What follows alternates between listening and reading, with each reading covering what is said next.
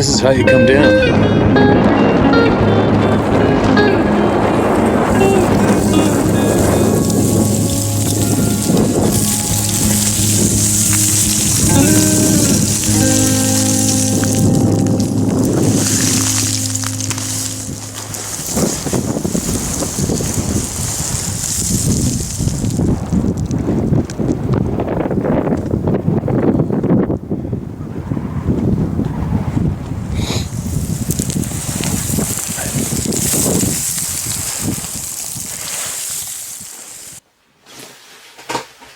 Boom, back.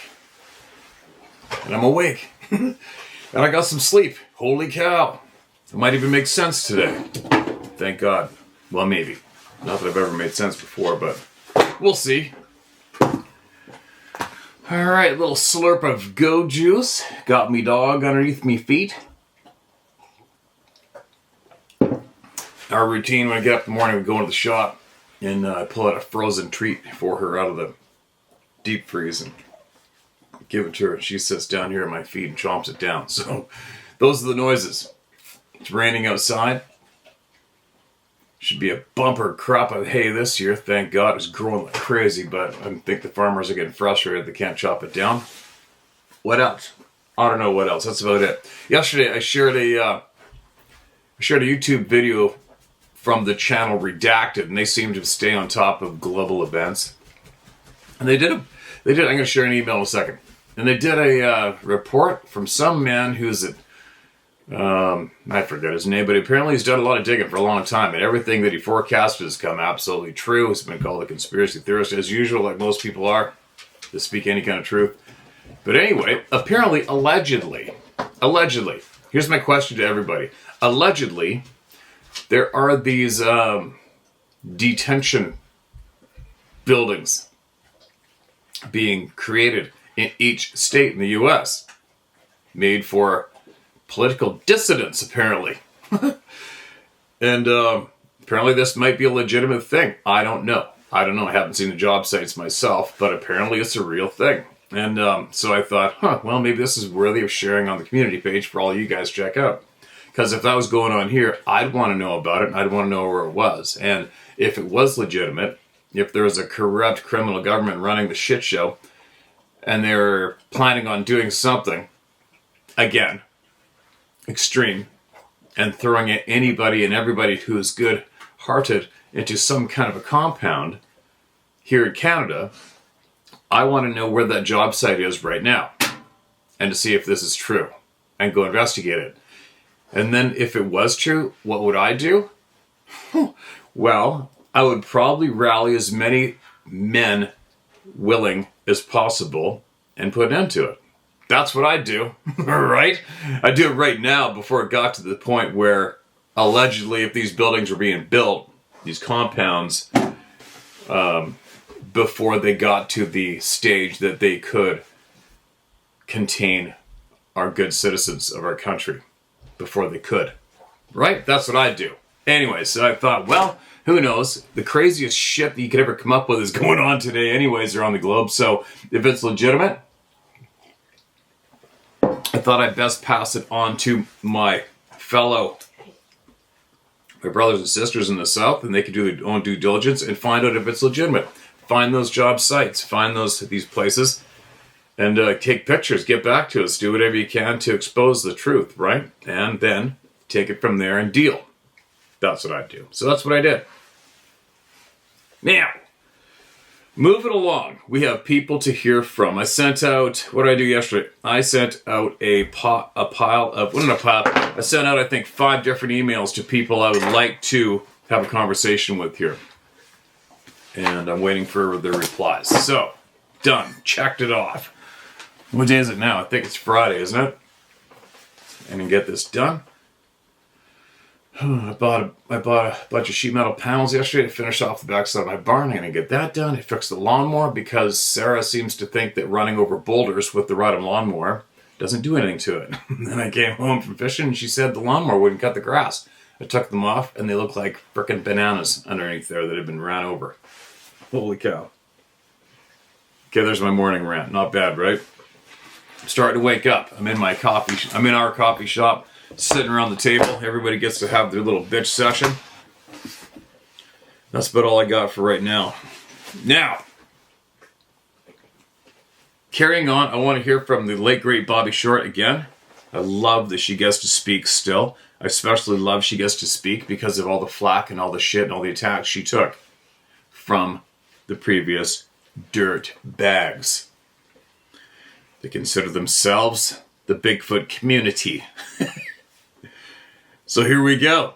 I love it. I love that Bobby still speaks to possibly the loudest audience in the world when it comes to this topic in the end. Isn't that great?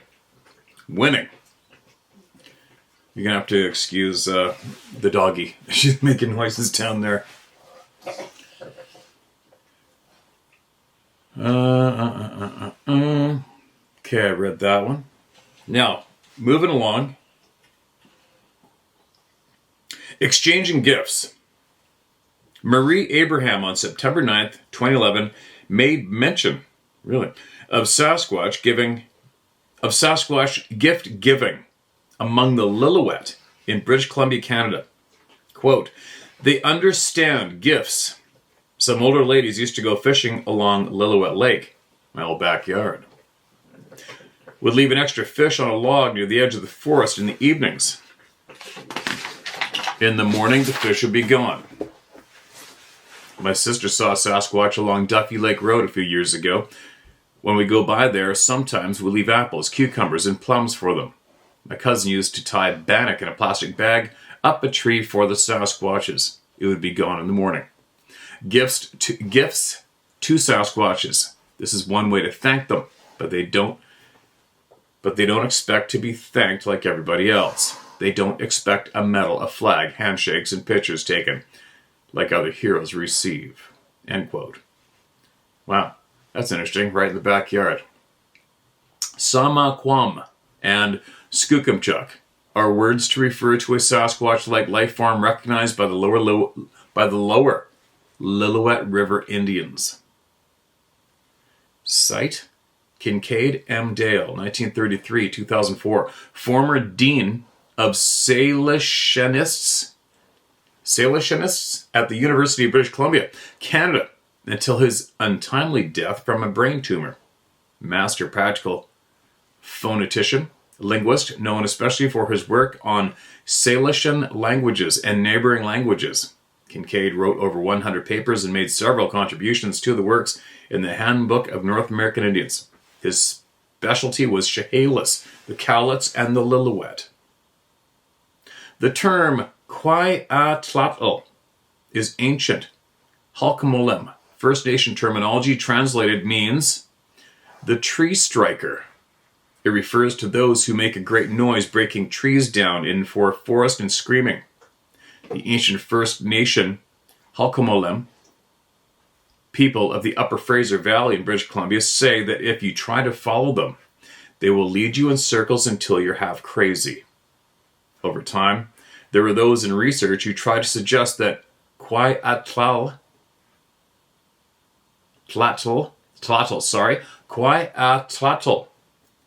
referred to wood-on-wood knocking. If that had any truth to it, René Hinden did not mention it when we talked about it. Bracket. Conversations with René Hinden, 1998, end bracket. Just as the Quiatlatl is the ancient Halkmolem term, Sasquatch, or its derivatives, would be an anglicization of the Lower Fraser term Sesquak, which occurs in the mainland dialects of the Halkmolem language. This language, a member of the Salish language family, is spoken in southwestern British Columbia in the Lower Fraser Valley from Yale to the mouth of the Fraser, and on southeastern Vancouver Island from Nanoose Bay to Malahat. The word occurs in all of the mainland dialects, but not in the island dialects. Since the late 1950s, of course, they are also called Bigfoot. How interesting is that? Every single dialect. What else do we got? Jicarilla? Pronunciation's probably off. Apache Reservation, Rio Arriba County, New Mexico, May 2001. Sasquatch steps easily over a 4-strand barbed wire fence. Quote, my wife and I are retired. We've been on the road in our RV for about 2 months now. And 2 weeks ago, we're traveling north from Taos, New Mexico into Colorado to leisurely tour the Rockies. It was 4 in the morning when we moved our motorhome out of the lot near the Jacarilla Apache tribe headquarters. At the junction of J44 and J9, we turned north and started down the road. After traveling only a few miles in a northward direction, somewhere between Dulce, New Mexico, and Juanita, Colorado, this bizarre thing walked out on the 2-lane road and stood there. At first I thought it was someone going to flag us down, and my wife went to make sure the door was locked in the back of the RV. I slowed the speed down so she wouldn't fall down, and in my headlights, this thing became clearer as we approached. I yelled at the wife to look at this thing in the road. We didn't know what it was at the time, but we wrote down the description in our trip book. I can't describe it. It was massively built around the shoulders, chest area, and upper arms, and stands on 2 legs. It was a male, as we saw the penis that was clearly visible and semi-erect. No bear does that. This guy was covered in hair, some long, some short, and very curly except for areas on the chest and face. His face was light-skinned, but we could see of it clearly. His eyes seemed deep, set under some thick eyebrows, but I don't know what color the eyes were. It had high cheekbones, a flattish nose, not a bear's snout, and no muzzle like a bear or a big dog. And believe us, I want you to know this was no bear. His cheek and chin was fully bearded, but short, black, and bristly. That's interesting. Short beard. Weird, eh? How did he trim that up? Sorry, I lost my spot. This thing had hands, not paws or claws. We both saw and agreed on that. I cannot overstate, it was not a bear. I know this because I flicked my high beams at it, and it still stood like a man on 2 legs. It seemed dazed or maybe confused by the headlights. It stared back at us. By now I was just crawling along the road at 1 mile per hour, flicking the high beams off and on again, then laid on the horn. That was when this thing finally moved to my left and off into the darkness out of the path of my headlights. Wow. I grabbed for the dash map light and tried to see it. I grabbed for the dash map light and tried to see it out my side wing, but as best I could tell with the window reflecting back the light. Now get this. This thing easily stepped over a 4-stranded barbed wire fence and walked out of sight in the darkness. No bear can do that. The next day we stopped between the Pagosa Piedra Ranger Station and Pagosa River campgrounds. I think we've heard that campground name before. We met a man named Jim Baker. This person from the Elk River campground was out walking his dog, as campers sometimes do. We struck up a conversation and eventually told him what we saw. He suggested Bigfoot, and we should report this sighting to the rangers in Pagosa. But the fellow just laughed and said it must have been a bear. I insist it was no bear, because no bear steps over a barbed wire fence that easily.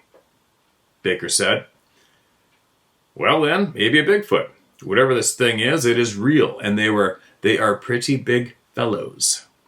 Mitch. P.S. So you know we're not crazy people. My wife and I are retired school teachers.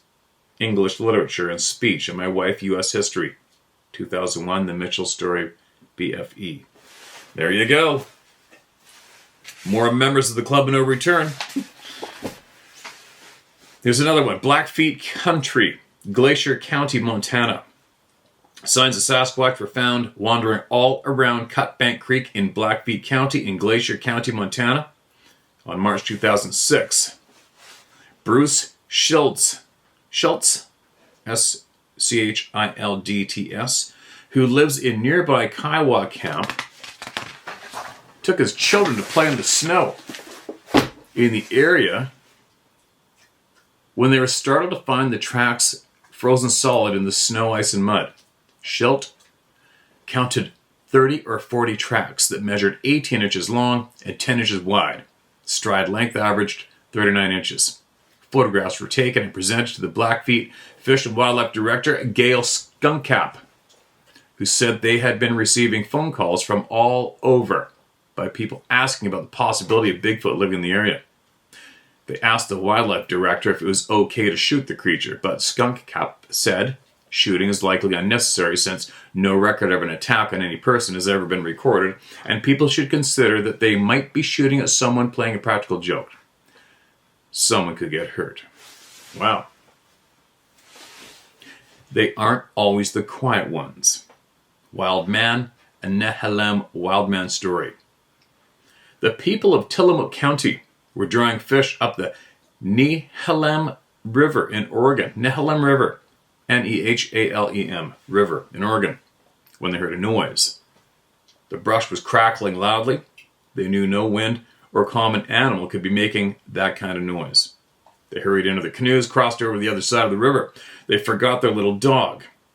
They crawled into a hiding place and lay down to listen. Their little dog barked and barked, then suddenly quit. Then they heard a terrific noise as Wildman knocked down one side of the house where they were drying fish. Then he must have gone back into the woods.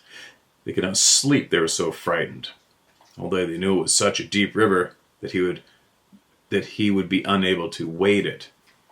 The next day one fellow went over in a canoe to have a look. One side of that large house where they had dried fish was smashed to pieces, and the dog was lying there dead. And the wild man's huge tracks were all around. The fellow came back and told the village people, "Yes, I saw his tracks." They put all their belongings and their fish in canoes and left that place for good. They would not live there anymore for fear he might come over again.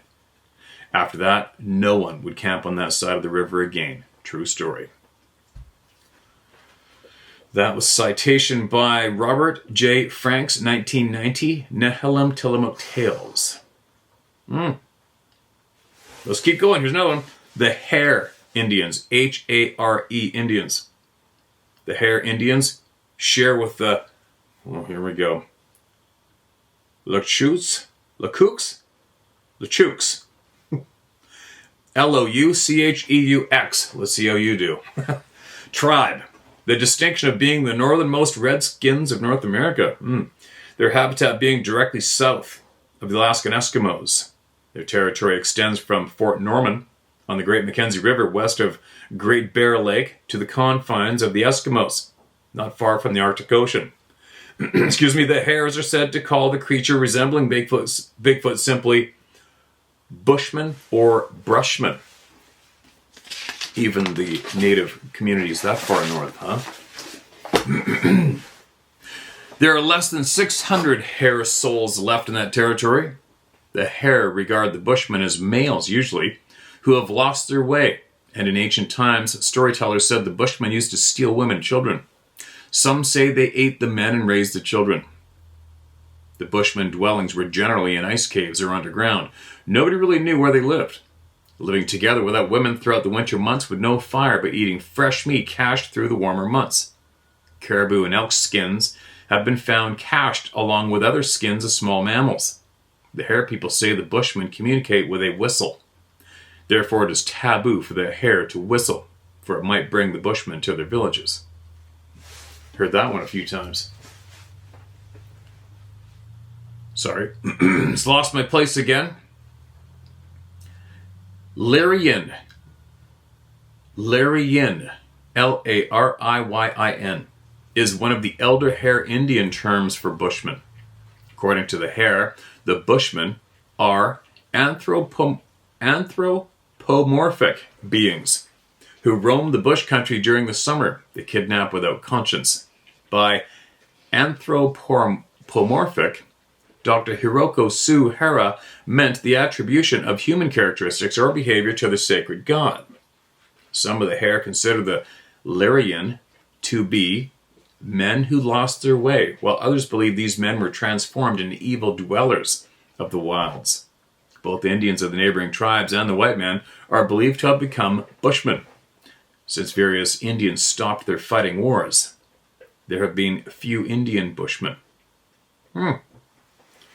Every single native community, it seems, around the world, indigenous community, has a word for these people. Going back how long? Oh, here's another one. Here's the next one. In a familiar zone to me. Gwich'in, black giants. A truly wonderful leather-faced Gwich'in Indian family while fishing the mighty Bonnet Plume River in the Canada's Yukon Territory spoke of a black giant. It is a term frequently used in unpopulated areas. He, always he, because seeing female black giants is rare for some unknown reason, was described as better than 8 feet tall, tracks measuring twice a woman's length that led to rocky crevices. There, where the creature lived a solitary life, it rarely showing its face in the winter. It was holed up in his cache of stored food. The rest of the year, they might be seen any place from marshy areas to outer city limits, especially fishing communities. Preferred their own kind, each avoiding each other. What scared the Gwich'in couple the most? Hearing a whistle. Even when friends whistled, they stopped everything. To them, it is the call of a black giant to a female. The Indians also listened to the alarm call of birds and what each alarm call indicated. One bird in their territory is capable of mimicking at least 40 other birds. It's the gray catbird. It also mimics the Bushman, or their black giant, vice versa. There you go, Bonnet Plume. Outfitter that owns Bonnet Plume got a hold of us with some Sasquatch screaming going on. His guides were terrified, native guys listening to it outside their cabin, 2 years ago? The Chickasaw Lofa. Chickasaw Indian legends mention a creature that was smelly and covered in a long coat. The Lofa was said to be a hairy being that could speak a language. The Chickasaw, while being a relatively small, peaceful tribe, occupied and claimed large hunting areas in parts of Mississippi, Alabama, Tennessee, Oklahoma, and Kentucky. The Lofa were first mentioned in the journals of the Spanish explorer Hernando de Soto in 1540. De Soto, no shit. I was in DeSoto County, Mississippi, and that's where those corrupt police gave me legal police ID years ago. Another crazy story from my past. When his expedition spent the winter with the Chickasaw, severely abusing the Chickasaw hospitality until the Indians had enough and slaughtered the Spaniards. Good for them. Nothing wrong with slaughtering some abusive pricks, right? The Lofa is recorded as a living hair giant in De Soto's journals, defined as something like a giant man. Explorer De Soto writes at length about a giant in what is now Alabama. Quote, by all accounts, Tuscaloosa was an enormous man. He was very tall. What? No shit. Tuscaloosa was an enormous man. He was very tall of body, large-limbed, lean, and well-built.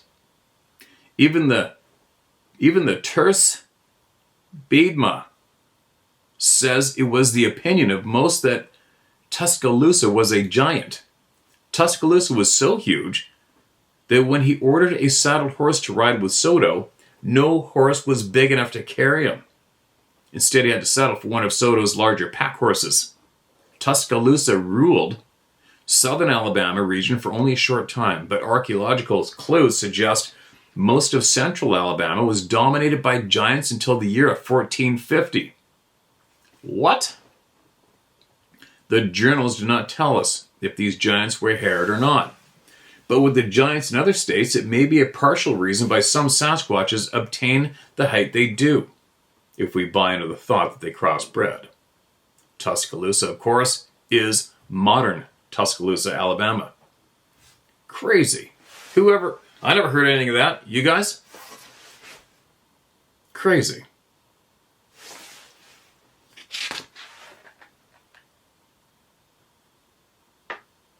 All right, one more. It's getting really interesting, isn't it? Man, Bobby did some digging, didn't she?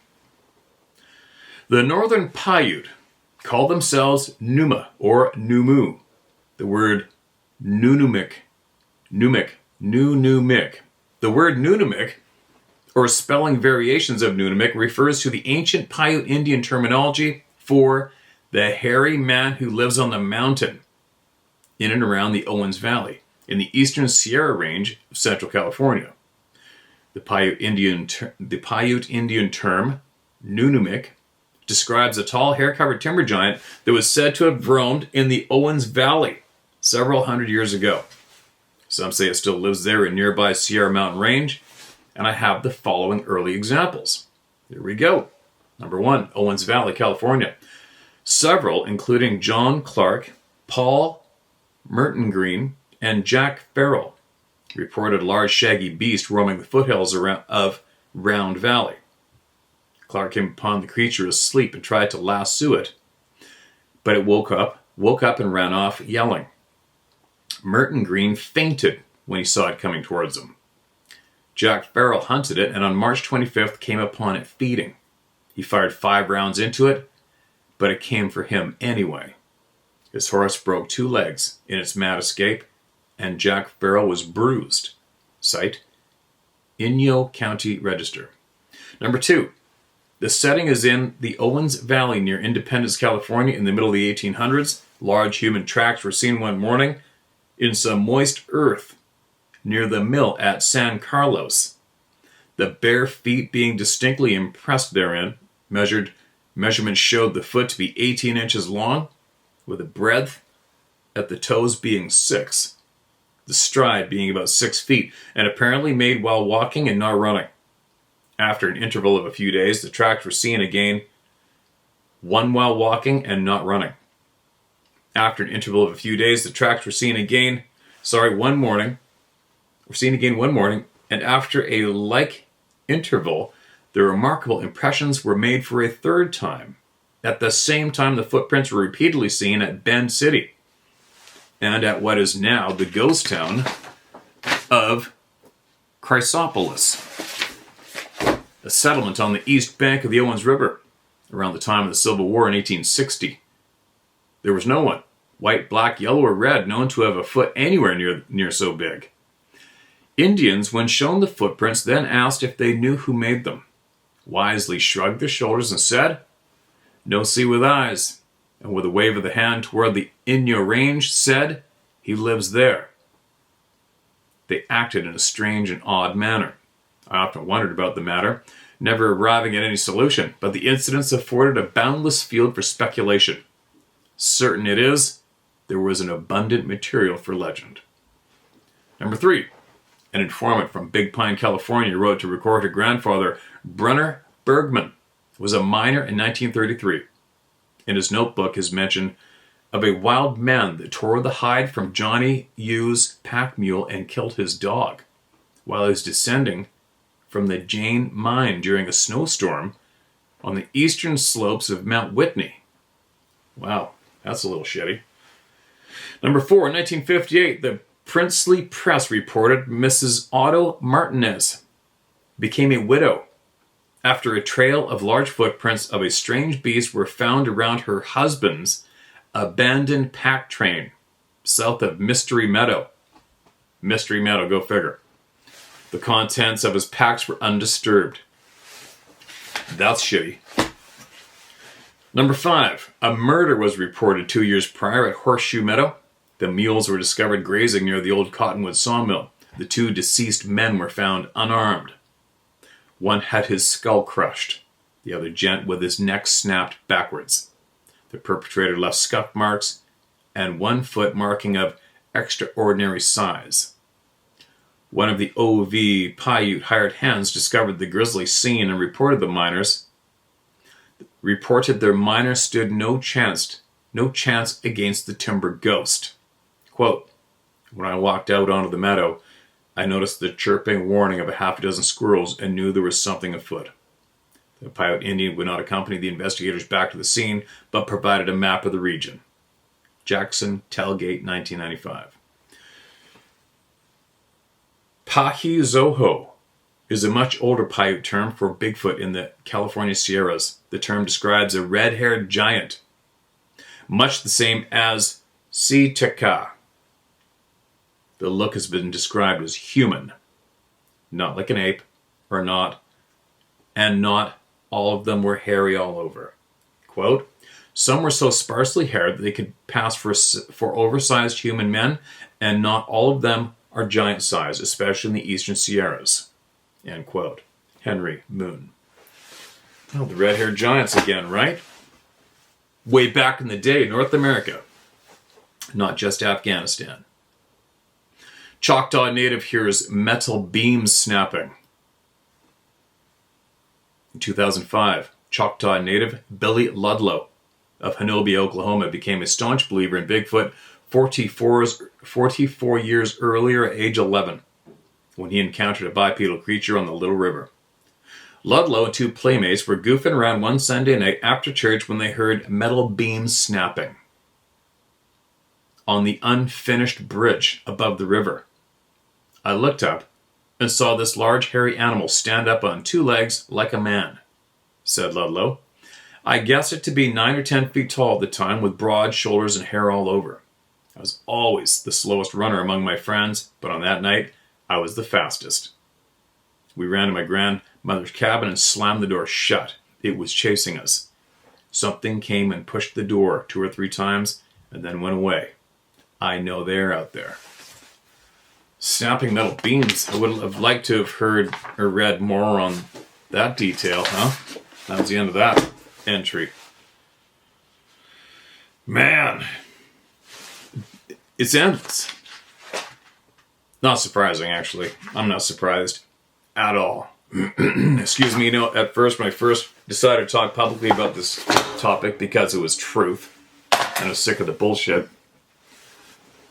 I was definitely pretty frickin' surprised at how many people were emailing me right off the bat. I thought, remember at first I said, well, if anybody's out there and they want me to share their experience because they're scared of ridicule, send it my way. I'll share it. I don't give a shit. That's all I did. Just a random thought. Just a random thought. And I said that in front of this damn camera. And all hell broke loose.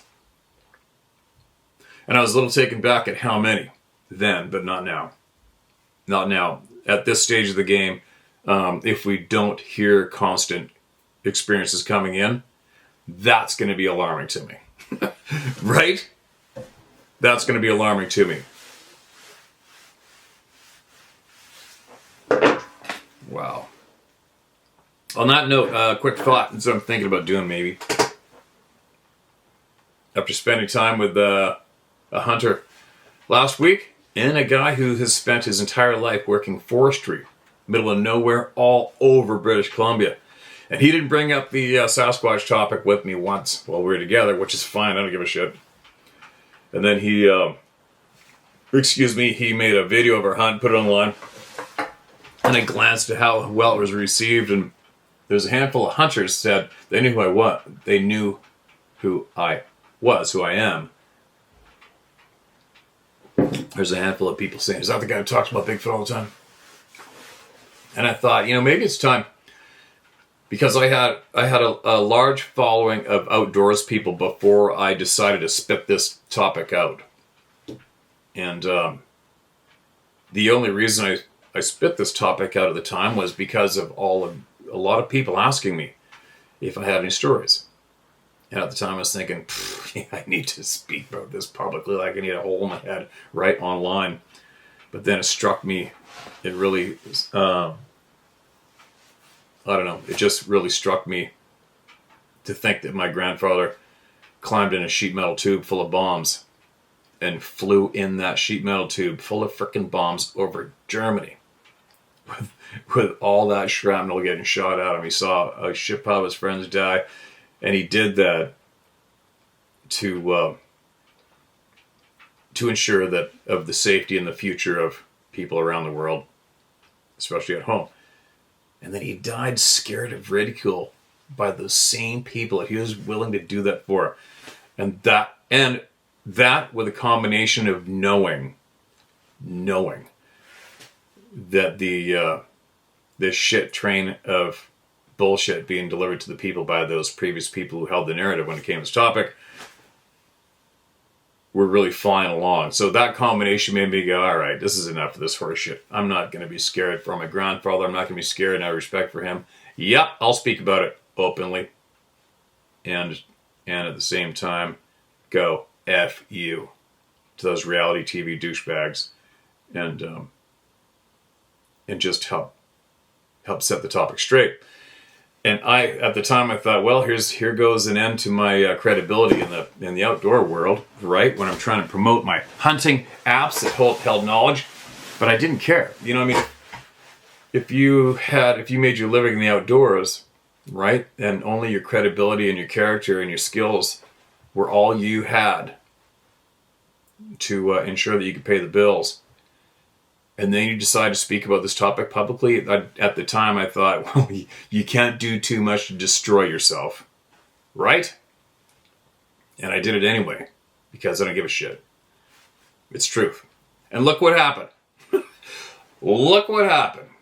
So anyways, getting back to what I was thinking about doing, I might do this next after I post this up. I just might make a video, and it's not going to be for you, although I will post it here probably. But I still have the How to Hunt YouTube channel, which is only for hunting and fishing. And I have the social media presence, which I only promote the outdoors. I do not promote this topic. I don't promote this channel. I don't. Go look everywhere you can. You won't see where I've promoted this channel once. I haven't. But I might make a video and direct it to the outdoors people who know who I am and knew who I was before I spoke of this publicly, and set their record straight. Why not? Right? Why not? It's almost going to be like for me, a first public announcement to the world. Because I haven't done it, believe it or not. I've only been reading all these experiences and sharing it with us. We're at this frickin' round table of knowledge. We're at this coffee table, right? We all know each other, sort of. We all come here every morning. We meet up and we talk about what's going on, with this truth that's confusing, and we're trying to figure the shit out, right? I'm babbling, aren't I? But I think I'm going to do that. I'm going to do an explanatory, in-your-face announcement to the world directly, and I will put that video on my outdoor-themed channels. Just so that if there is that handful of people out there who are confused, maybe think I've lost my marbles, I'm going to stare them down, tell them the frickin' truth, and go, here you go. Eat it or not. I don't give a flying shit, but this is what's going down. This is what I've been doing for a long time. Here you go. Or do they already know? I don't know. Who knows? Anyway, did I just make sense? I don't know. Maybe. We'll see. Now, thank you, Miss Bobby Short. We'll see you again tomorrow morning. Now, who do we got from our coffee table here?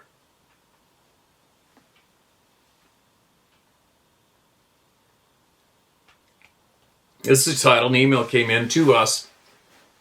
Unusual Humanoid Encounters Update. All right. Hey, Steve.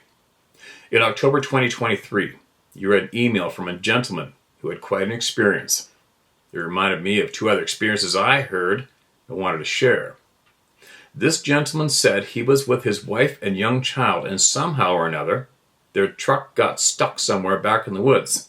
And right out of the blue, 4 men showed up and offered to help. He found these individuals to be very unusual.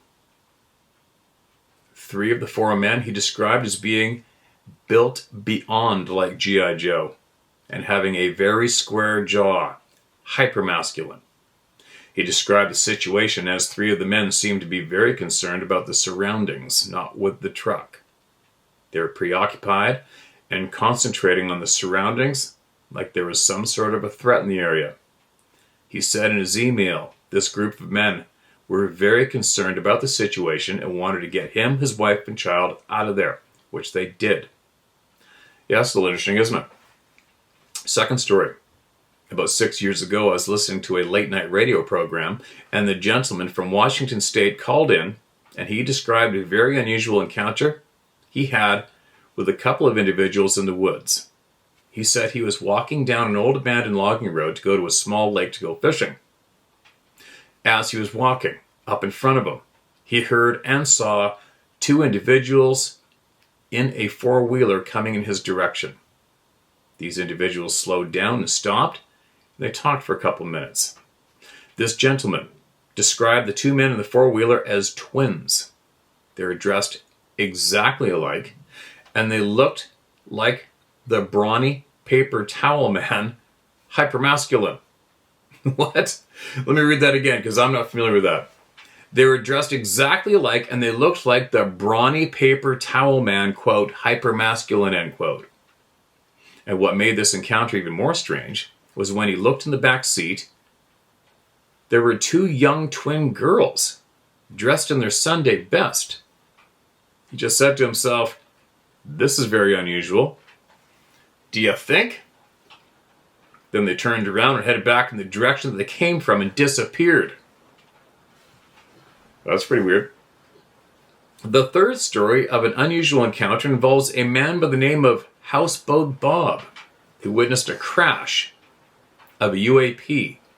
And while he was watching from his houseboat, out of the blue, a Sky Crane helicopter that was accompanied by a dozen or so smaller helicopters picked up the glowing object and flown north. He told his story to the media,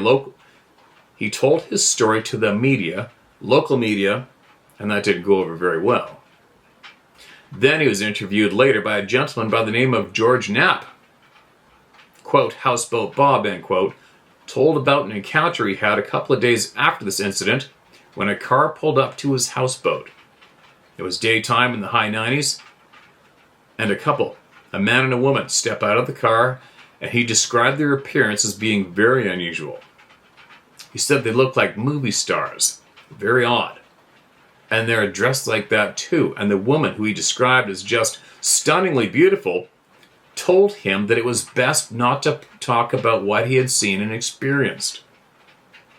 That's odd. They got back into the car, then they left the area. Question for you, Steve. Whatever happened to the guy who witnessed a large figure on top of a snow-covered mountain a year or so ago? Thanks, Steve, and all the best. Family Joe. I don't know. I'm guessing you're talking about that guy in Alberta, right? The guy in Alberta videotaped something on top of a snow-covered hill, and then allegedly, he videotaped being at a roadblock too. He videotaped being at a roadblock with an RCMP officer there. I saw that video. Cop told him to take off, and he did. I think I would have told the cop to ram it up his ass myself. But, and then allegedly he was scared into taking his video down. Said that he was told to or something. I don't know. Obviously, I'm not intimately up to date with it, but all I know is probably the same as everybody else. And then he put it back up, and then he was reportedly dead. How did he die? Don't know. Don't know. I haven't a clue. I mean, I could speculate. I could probably relay some shit that was read online, but for me personally to dictate to all you how this guy died would be wrong because I don't know. So there you go. That's all I got. Man, is it piss and rain out there? But anyway, that's some odd shit to run into the woods. Those description of all those people, very odd. Very odd. As soon as he said the description of the extremely square-jawed dudes, a friend of mine in Alabama who just had a SEAL team leader hunting with him in a few different states and shared a picture with me of the SEAL team leader and his team members. They're hunting somewhere. And every one of these guys has extremely sharp jawlines, and they're big dudes, and they got that look in their eyes like they've seen some shit. But anyways, as soon as he described those square-jawed dudes helping, that's who I pictured. That's the only group of guys I've ever seen that might fit that description. And I was supposed to meet up with that guy when I was down there, and I didn't. But I will be. and I won't say his name right now, but a lot of you know who this guy is, and I would love to I can't wait to get together with him and have a conversation with him and see what he's willing to share today. What's this one? Here's another one. Whoops. Back to the top of that, marked as red. This email is titled, Question. Good evening, Steve. Please not use my name. Gotcha. I'm resending the following email after watching your latest video, dated June 13th, regarding why you have not received any communication from these people, but you have a strong feeling in your own backyard. Take a look at my thoughts and let me know what you think. Thank you, sir, for everything you do. Thank you to Sarah and yourself for feeding the children. My family prays that God Almighty help and protect you all from all harm and adversity. My previously sent email is below. All right, appreciate the kind words. Good afternoon, Steve. Please do not use my name and only refer to me as Animal. Okie dokie. I am an Ahmadi Muslim and a U.S. military veteran. I've never experienced an encounter of any kind with the forest people, but I do believe they exist. I believe you and the millions of our coffee table members. I commend you for your efforts and most importantly for your care for the people, whether they be in your backyard or throughout the world. I'm listening to your video released on Tuesday, May 28th, regarding what question I would ask the forest people. My question would be dealing with communication. Do all the forest people communicate the same way? And what I mean is, do they have learning disabilities, limitations? Can all of the mind speak? Are there different levels of mind speak? Is mind speak their primary form of communication between their people? What prompted my question was a novel I had read in high school, Ender's Game by Orson Scott Card. In summary, sometime in the future, the world is fighting a race of ants. Not tiny little ants. These are larger than humans. And their technology is far beyond ours, similar to real ants. They are led or controlled by the Queen. Through the life of the main character from childhood, the Queen was attempting to communicate to the boy. But the Queen does not speak like us. She sort of mind speaks. She thinks, and at once all of the ants in her colony receive the communication. Unfortunately, the boy does not pick up on the quest of her communication, and her message is only understood / received by the main character, thus creating a communication link between him and a new queen. After the boy leads the world military to destroy the original queen and her colony. I wonder if some of these forest people have communication limitations, different levels of communication that they learn as they develop and / or their way of communication is just way different than ours. To us, we think one thing, but to them, they are trying to connect or approach us. That's all for now. I'll write more later, as I recently saw your video regarding the truth about Bluff Creek and Bobby Short, and what Scott Carpenter and N.K. Davis put out as well.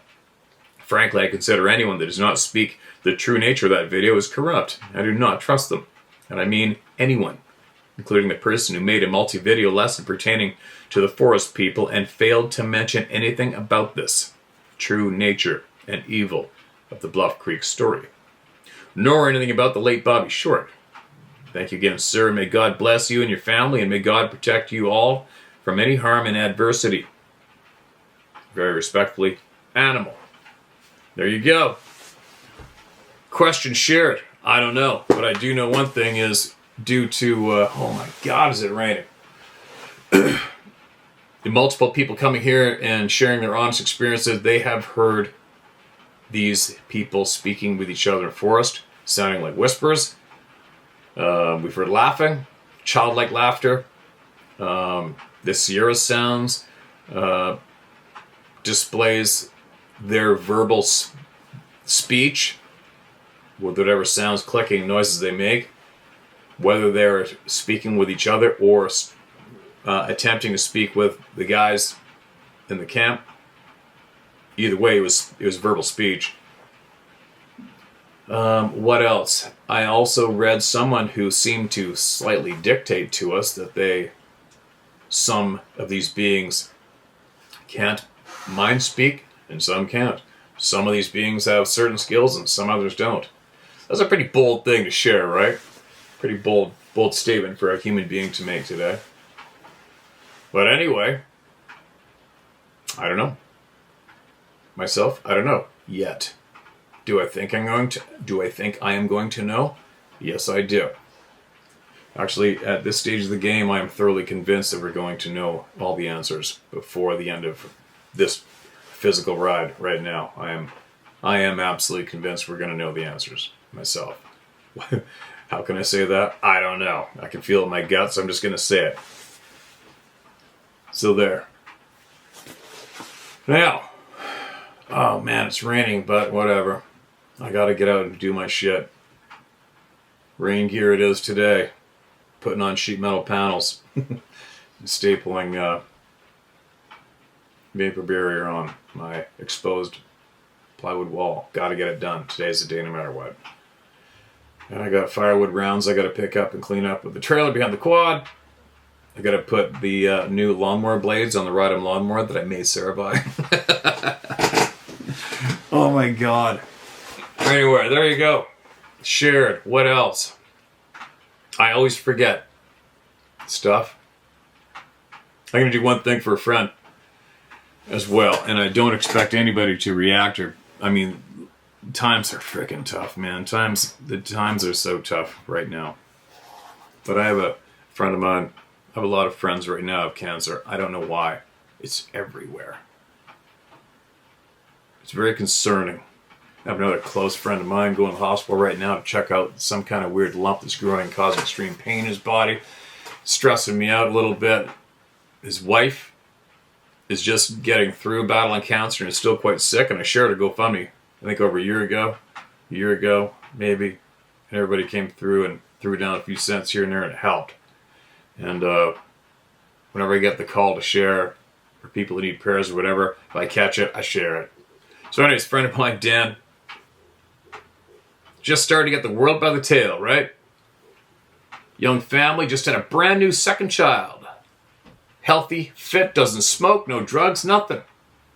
Fit, positive guy. Boom. Guess the cancer bomb dropped on his ass. And he has to be away from his family for the next 3 or 4 months straight as they absolutely annihilate him with the treatments that they got going on right now. So anyway, they had a GoFundMe thing set up for him, and I asked for it to be passed on to me, and I'm going to share it. So if you want to even throw down 25 cents, I'd give a shit. Anything helps, right? If I did, this is what I can try to do this anyways. I'm going to throw it down and scrape up some money and share and donate it to them. But they are these are people that are worthy of being alive today to make a difference in society, as far as I'm concerned. So I'm going to see what I can do to help them out.